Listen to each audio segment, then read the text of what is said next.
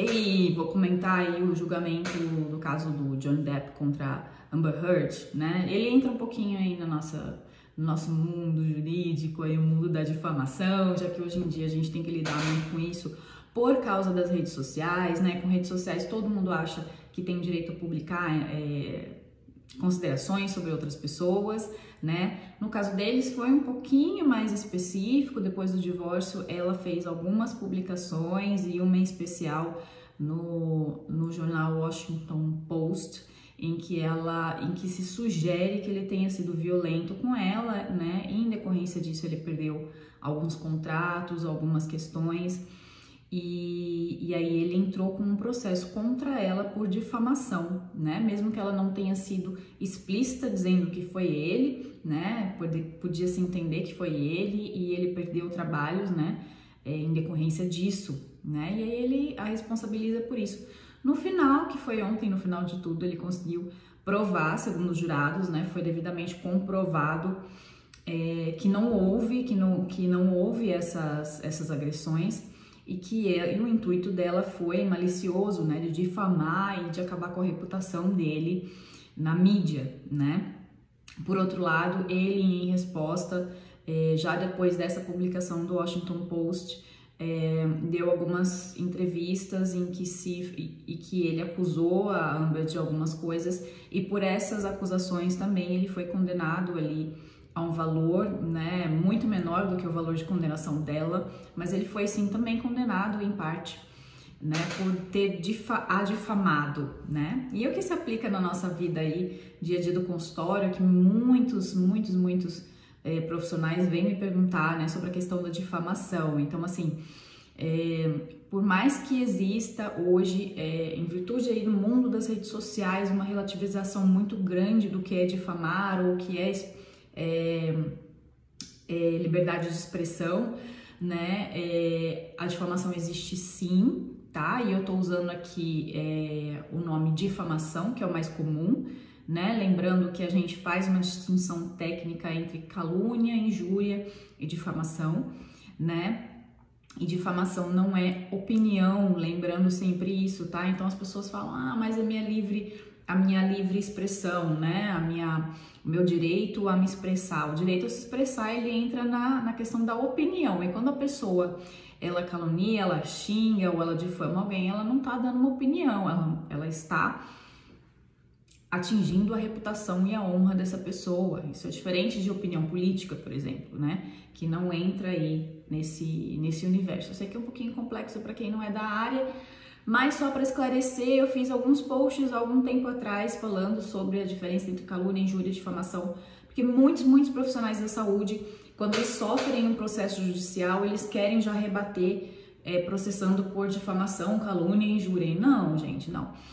O teu paciente, ele tem um direito constitucional de acesso à justiça e isso não implica na vontade de te difamar, tá? Difamação aí, no caso, o que a gente mais vê são as questões das redes sociais, né? Quando o paciente ele publica alguma coisa desonrosa pro profissional, né? Ou quando ele publica aí uma gravação, alguma coisa que não foi autorizada, né? Aí sim a gente consegue encaixar nesses tipos penais que a gente chama, né? Porque são crimes, né? Calúnia, injúria e difamação são crimes, eles dão direito à indenização, mas eles são crimes. E para eles serem crimes, precisa ser tecnicamente ali cabível nesses 3 casos. E quando o teu paciente ele entra com um processo contra você, eu, na minha opinião técnica, tá? Não vejo, embora eu já tenha visto processos nesse sentido, mas aí você tem um risco de perder, tá? Na minha opinião técnica, eu não vejo aí crime contra a honra,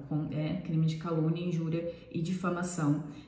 Manda as dúvidas se ficou um pouquinho prolixo e é isso aí.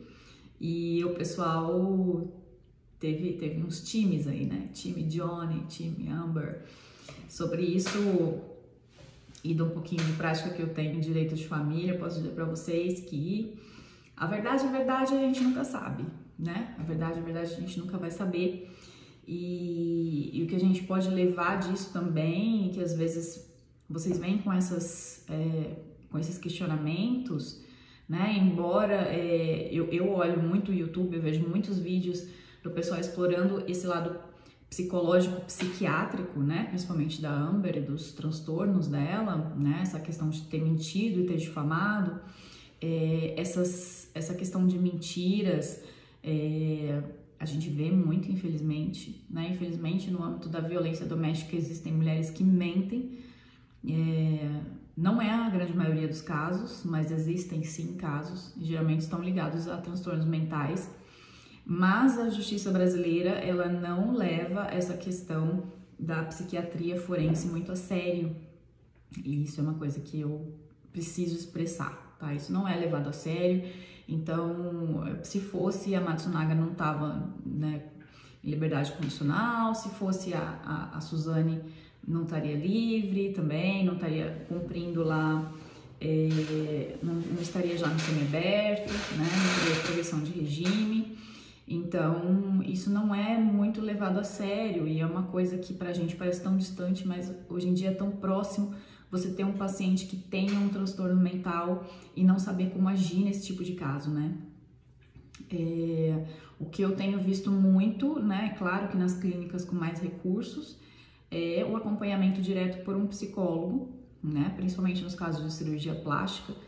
E se o seu consultório não tem esses recursos, eu penso, né, pelo que a gente vê na prática, que o profissional ele precisa focar muito numa boa anamnese, principalmente independente da tua área de atuação, tá? Principalmente no sentido de detectar aí transtornos mentais ou doenças mentais em tratamento ou não, no fim, na finalidade aí de tentar evitar algum problema com esse tipo de paciente, né?